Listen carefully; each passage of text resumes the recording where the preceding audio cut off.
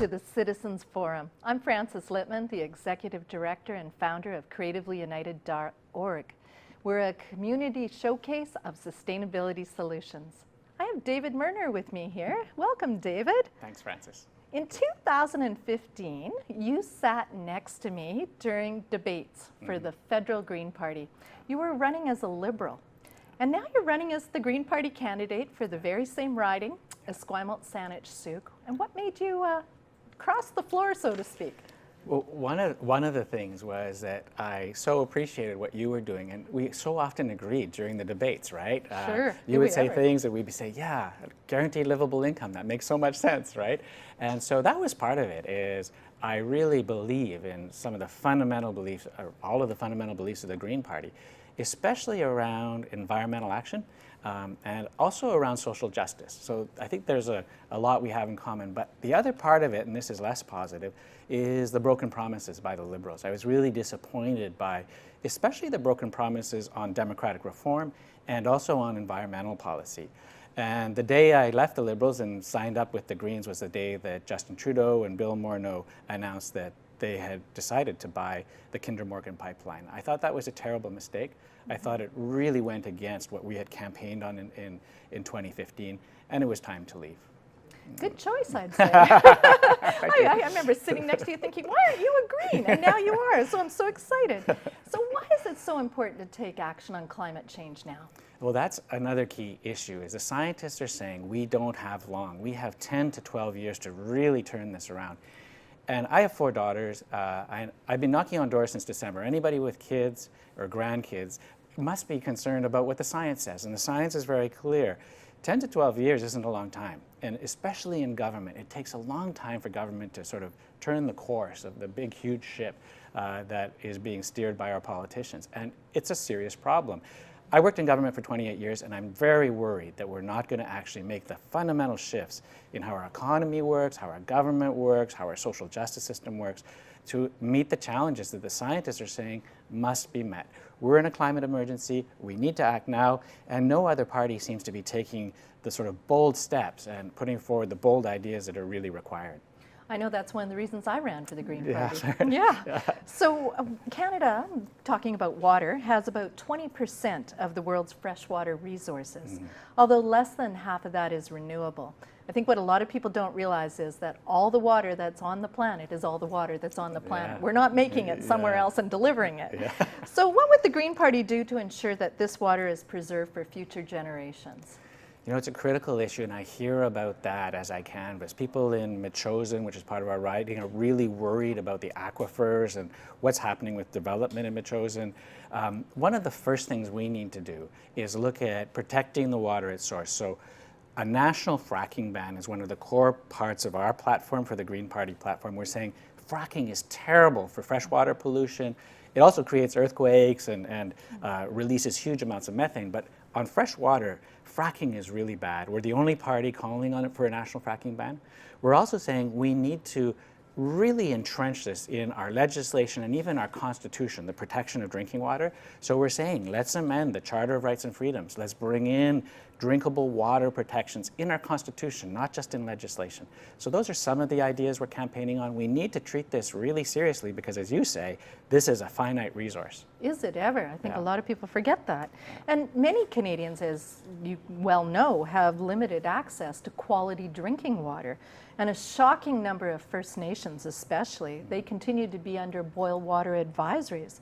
What should be done to address this issue? This is an issue that, again, the Liberals campaigned on in 2015, and I think they were sincere in saying we have to do something about drinking water on reserves. And in fairness to them, they put a lot of money into it, but we don't seem to be seeing the results.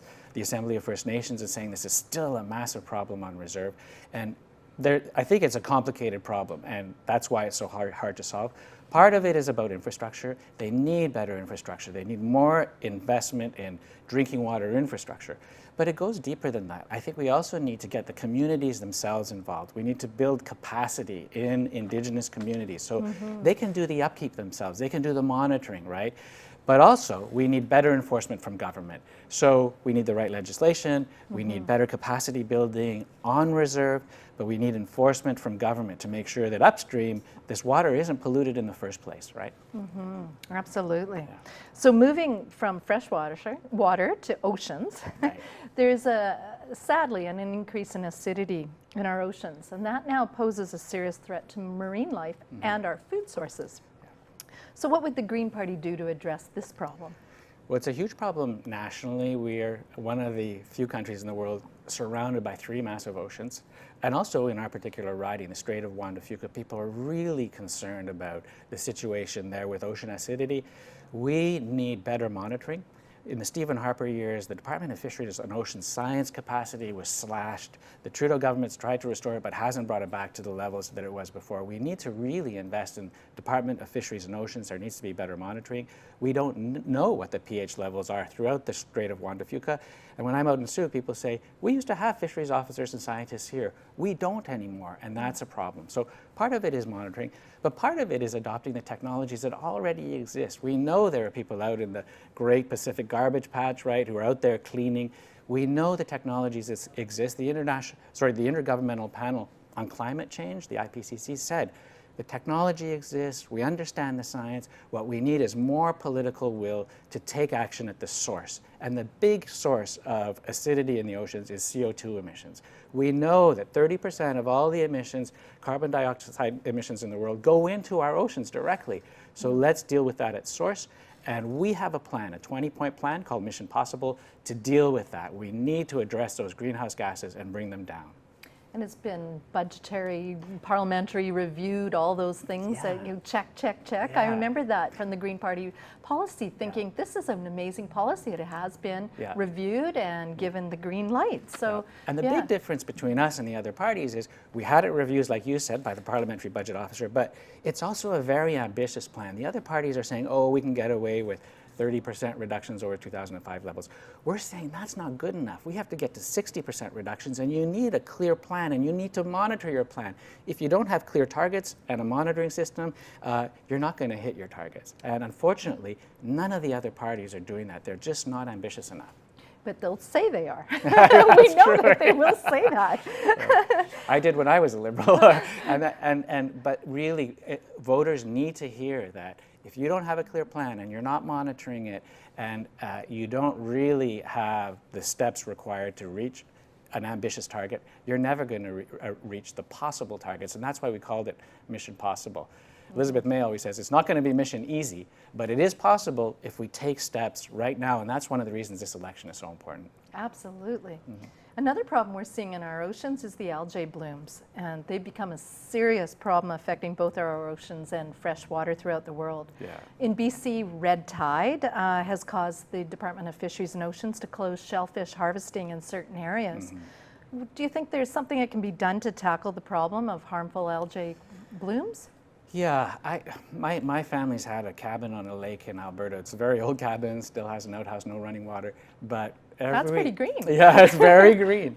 But every August, we have serious problems on Pigeon Lake where we get these algae blooms, and it's dangerous for dogs. It kills the fish, literally kills the fish. It's terrible for the tourism industry and the fishing industry. And it's also terrible for families like mine that just want to go to the lake, right? So it is a serious issue. We have it here in the riding with Elk Lake and Beaver Lake and problems with those lakes, and real problems in monitoring and water quality control. It comes back to some of the earlier points. We need to deal with the source, the original source, and much of the source on these lakes is fertilizer runoff. And again, we need better monitoring and better enforcement to deal with the fertilizer runoff. Farmers need alternatives, right, so that they can farm organically and they can farm green. Many of them want to, but they need to have the tools. So I think that there is a legislative regime we need to put in place to address runoff, but also an enforcement and a support regime for the farmers so that we don't get the problem at source. Those are the jobs you never hear about. That's right. Talk about jobs, right? Yeah. So there's another problem with our oceans, and that's plastic. Every year, 300 million tons of plastic is produced, and 8 million of that ends up in our oceans. So what would the Green Party do to help reduce the amount of plastic in the ocean? Part of it, again, is addressing it at source. So let's bring in a legislated ban on single-use plastics. Many municipalities are doing it. Justin Trudeau spoke about legislating on single-use straws. We need to go further than that and ban all single-use plastics, plastic bags, utensils, and so on. We need to be brave. There are substitutes in the market. Let's be bold. Let's require the use of those substitutes. The other thing, though, is that this is an international problem. And many people say to me on the doorsteps as we have these conversations, well, the problems in India or the problems in China, it's not really with Canada. There's a small amount of truth to that. Canada needs to lead by example, show what to do, and then bring along the others. And that's one of the things about the Green Party and Elizabeth May is we have this network, this international network of people who are fighting for climate justice and fighting to address single-use plastics and all these other agenda issues we've talked about. So let's get that going. Love them, but we want to know the status of Vancouver Island's old growth and what can the Green Party do about protecting and preserving it? It's one of those issues where we were hoping when the provincial NDP came into office that things would change, but they've unfortunately gone in the wrong direction. Right now, more old growth is being logged on Vancouver Island than it was during the time of the Liberals, and that's a serious issue. 90% of the valley bottoms in Vancouver, on Vancouver Island as a whole, have already been logged. So time's running out. We need a moratorium on old growth forest logging on Vancouver Island. The BC Greens are fighting for that. We're joining them. And we should also look at what can we do in terms of tree planting. There's real opportunities here to plant trees. National Tree Day is coming up on September 25th. So let's spring into action and actually help solve the problem. It's one of the things we plan to do in our campaign. I'm so glad to hear that. And David, you do so much already. I see you out there and you're not even elected yet and you're working so hard. Yeah. And you've been involved in community in many ways over the years. Can you tell us a little bit about that? Yes, I was on the board of the Land Conservancy for several years, especially when it went through its difficult financial times, and we worked on sorting that out. I've also been working with the Habitat Acquisition Trust and the Victoria Green Team on habitat restoration. We pulled broom in the East Sooke Hills. Just last week, I was out with the Friends of Havenwood Park. We have a lot of these organizations. The Friends of Todd Creek are another example of organizations that really care about our environment and do a lot at the community level. And I think that getting engaged in community and helping community organizations really take off should be part of the job of the MP. I think that's critical, and I think that it's a role that I've already been playing and I'd love to continue to play as a Member of Parliament.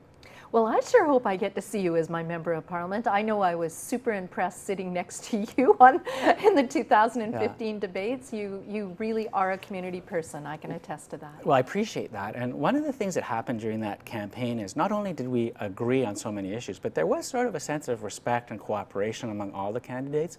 One of the things I worry about in this campaign, partly because the NDP is, struggling in the polls, is that it could turn into a negative campaign, and I really hope it doesn't. I hope that we stay on the high ground. The Greens have stood for collaboration with all parties over time, and you certainly did that as a Green candidate.